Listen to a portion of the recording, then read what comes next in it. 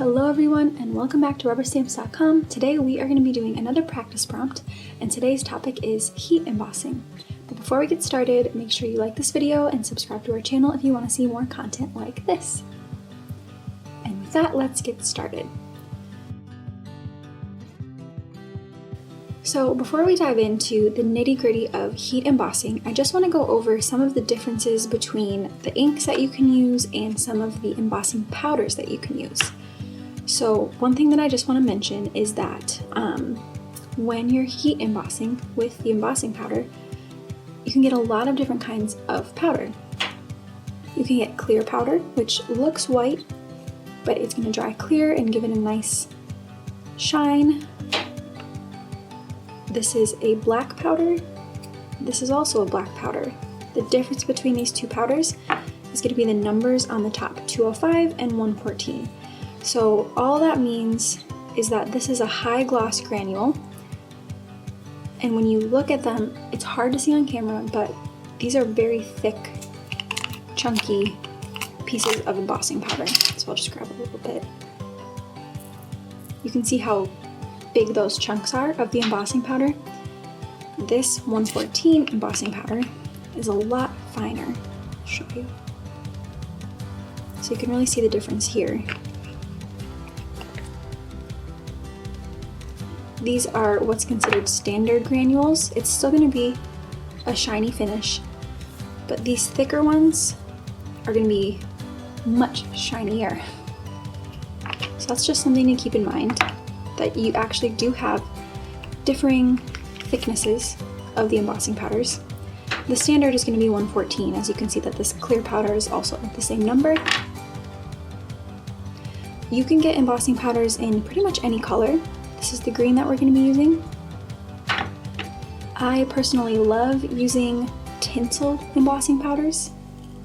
I'll show you what that looks like. This is also going to be the standard granules.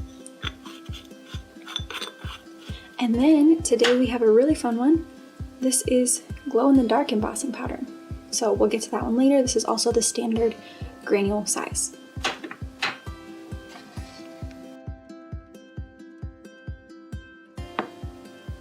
Alright, the next thing I want to talk about is types of ink that you can use when you're embossing. Obviously we can use regular pigment ink. This is really nice because it's a pretty juicy ink. So when you stamp with it, it stays wet for a longer time, allowing this embossing powder to stick really well to the stamp.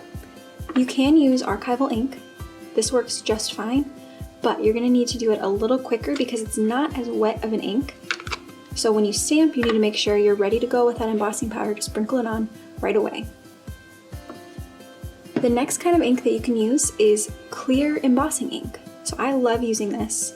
You can see I've used this specific ink pad many times, but this is another really thick, juicy ink. So the embossing powder is going to stick to that really nicely. The other thing that you can use is embossing dabbers. So you can see it's got this spongy top, and what you do is you basically just flip it over and dab right on the stamp. And this is clear as well.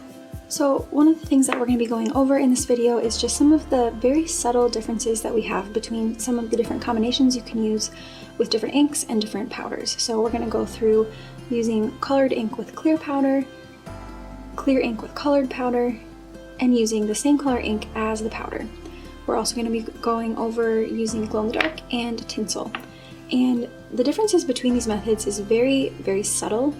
It really just depends on what kinds of supplies you have at home, but we're going to show you some of the differences between these techniques. So to start, we are going to be doing black ink with clear powder. So the basic technique for embossing is the same across all of these supplies.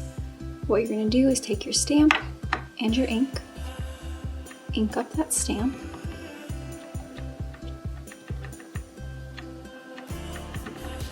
take your stamp, make sure you get a good impression, and then take your embossing powder and sprinkle it over the top. make sure you completely cover the stamp impression. And then you can reuse the excess embossing powder. So just create a little funnel and sprinkle that back into the container. And there you have it. And then one thing I like to do is just give the paper a little shake to clear off any powder that might have gotten on other surfaces. It's usually pretty good about sticking just to the embossing powder, but just giving it a little shake helps clear that off. The next thing you're going to do is take your heat gun, and you're going to use this heat gun to heat up the embossing powder on the ink. And what's happening is that these little granules, which are made of plastic, are actually melting to the ink, and that's what creates the shine.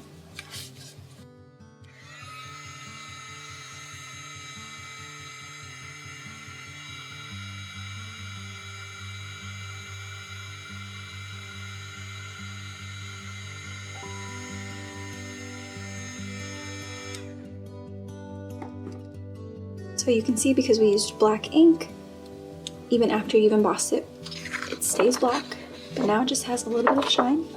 Maybe a little hard to see on camera, but there's a little bit of shine to it. So that is the first strategy.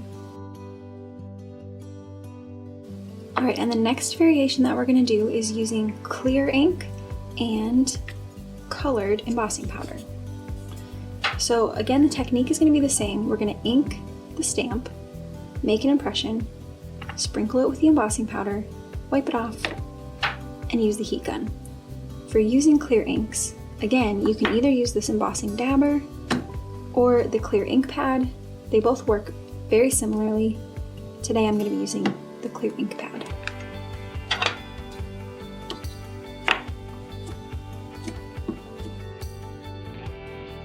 You can kind of see where the impression is a little bit. It's hard to see on camera. You can see it a little bit better in person, but there is a bit of like a shadow where the impression is, just because the ink is wet.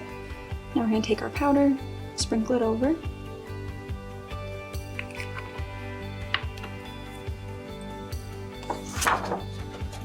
You can also use a scrap piece of paper to just dump it onto that, tap it off or give it a little shake. That looks pretty good. And then save your excess powder.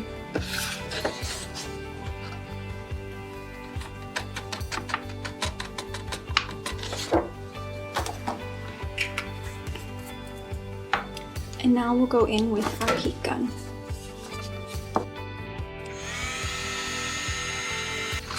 And once again, you can see a bit of a shine. I think that looks great. All right, and now we're going to be doing black ink with black powder, and then green ink with green powder. And again, the strategy is going to be the same.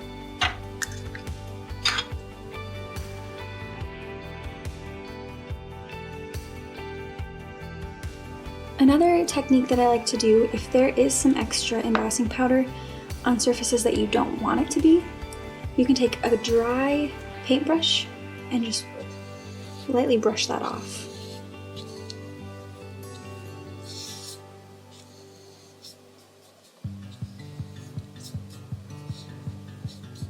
Just make sure you avoid brushing the actual stamp impression. So you can use different sizes of brush to get into some of those finer detail areas. And then we'll go back in with the heat.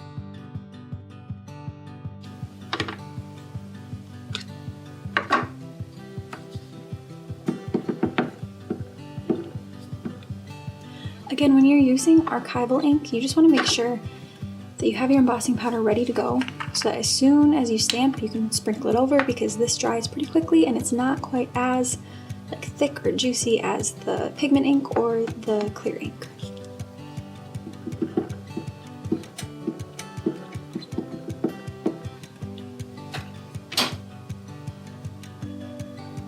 So make sure you get a good impression. And then sprinkle right away. Alright, so you can see some very subtle differences. I will say that a lot of the time I do prefer using the clear powder because you don't have to worry about accidentally getting little specks of the colored embossing powder across the paper because it's clear even if you don't clean it all up. You can see they're both shiny, but the color will shine through. So we used the same shade of embossing powder, but because we doubled up with the green ink, this is a lot darker than this is. Alright, and for tinsel embossing powders, I definitely recommend using the clear embossing powder. You can put this over a color, but I just think that it looks a lot cleaner when you stick with the clear ink and the tinsel. And this time we'll use the dabber just so you can see how that works. So similar to the ink, you're just going to take it and dab onto the stamp.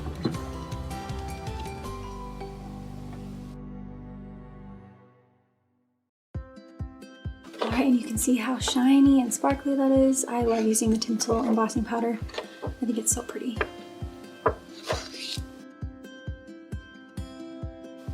Alright, and then finally we're going to be talking about using glow-in-the-dark embossing powder. So one thing to note for this is that it's going to dry almost clear. It really only shows up when it's glowing in the dark. So you want to make sure that you're using this over a color of ink, because otherwise it's just going to kind of show up clear on your paper. Unless you are going for that look, we do have a card where you don't know it's glow in the dark until you put it in the dark, and it's kind of a surprise card. But if you want to see what the actual impression is, you're going to want to make sure to use a colored ink.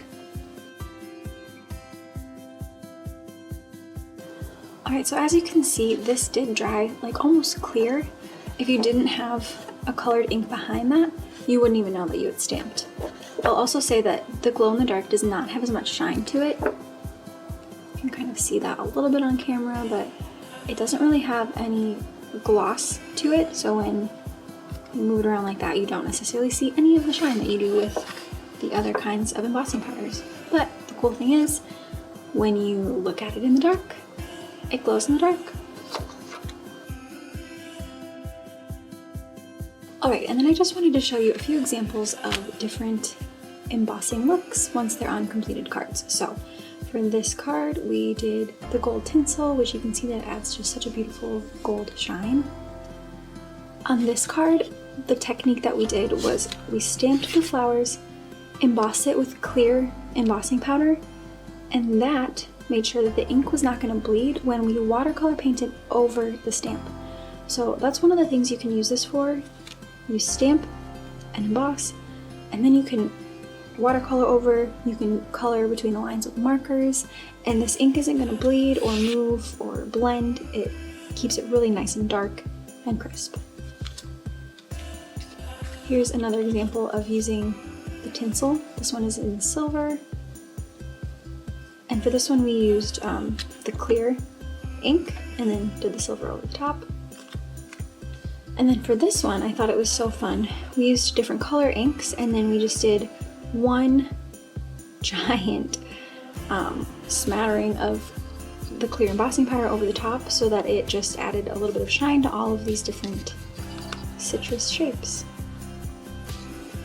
So again, we went over a few things today, just different combinations of different inks and embossing powders that you can use. Some of these differences are very subtle, but I think it helps to know what you're working with just so you can be aware of some of the differences that are going to happen when you use these different supplies.